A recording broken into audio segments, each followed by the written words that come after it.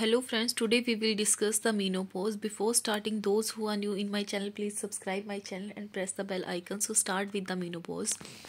इसमें क्या होता है, परमानेंट सिजेशन हो जाती है मेंस्ट्रुअल साइकिल की, जिसकी ड्यूरेशन रहती है 45 से 55 ईयर्स तक।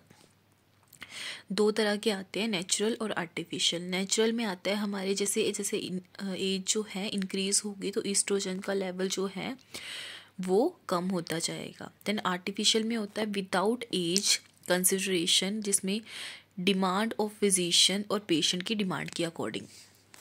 जो आर्टिफिशियल मेनोपॉज होता है उसमें आते हैं हमारे दो तरह के, नॉन सर्जिकल मेथड आता है और surgical method. Non surgical method में हमारे आएंगे रेडिएशन मेथड आ जाएगा, gamma rays use, cell destroy और मेनोपॉज। ये आ गया हमारा नॉन सर्जिकल मेथड में। सर्जिकल मेथड में क्या आते हैं हमारे यूट्रस प्लस ओवरी रिमूव, जिसको हम क्या बोलते हैं, हिस्टेक्टमी। और इसकी दो साइड्स होती है, वेजाइनल और एब्डोमिनल। जो हमारी वेजाइनल है वो ओबीज फीमेल्स में की जाती है और यूट्राइन प्रोलैप्स में के केसेस में। और next is the abdominal hysterectomy. Then आता है हमारे हिस्टेक्टमी की भी वेरियस टाइप होती हैं। सब टोटल हिस्टेक्टमी आती है जिसमें रिमूव कर देते हैं यूट्रस को और एक्सेप्ट सर्विक्स के, ठीक है। टोटल हिस्टेक्टमी में क्या आता है, रिमूव करते हैं कंप्लीट यूट्रस को including cervix. Then pan hysterectomy, इसमें क्या करते हैं, कंप्लीट यूट्रस को रिमूव करते हैं प्लस फिलोपियन ट्यूब्स को प्लस ओवरीज को। ये आता है हमारे पैन हिस्टेक्टमी में। Then fourth one is a extended hysterectomy. इसमें क्या करते हैं, रिमूव करते हैं complete uterus plus follicular tubes, ovary plus 1/3 part of the vagina. Then radial hysterectomy में क्या करते हैं, रिमूव करते हैं कंप्लीट यूट्रस को, फिलोपियन ट्यूब्स को, ओवरीज को plus 1/3 part of the vagina plus ligaments and the lymph nodes. So these are the types comes under the hysterectomy types. उसके बाद आता है हमारा अर्ली मेनोपॉज। जो अर्ली मेनोपॉज जो होता है उसमें मेंस्ट्रुअल पीरियड जो है वो 40 ईयर्स तक रहता है।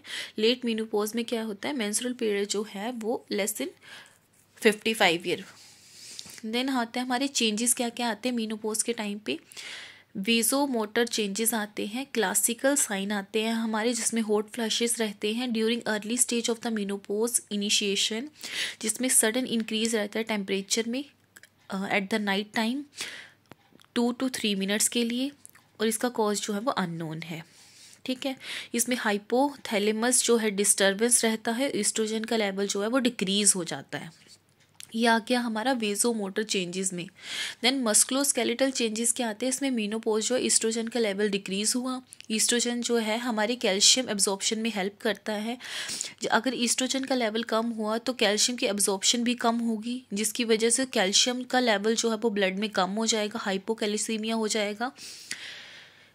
उसके बाद क्या हो सकता है, पैराथायरॉयड हार्मोन की एक्टिवेशन होती है, पीटीएच, जिसमें बोन कैल्शियम जो है वो ब्लड में और बोन डीमिनरलाइजेशन होना शुरू हो जाती है, जिसकी वजह से ज़्यादा चांसेस रहते हैं कि ओस्टियोपोरोसिस और फ्रैक्चर होने के ज़्यादा चांसेस रहते हैं।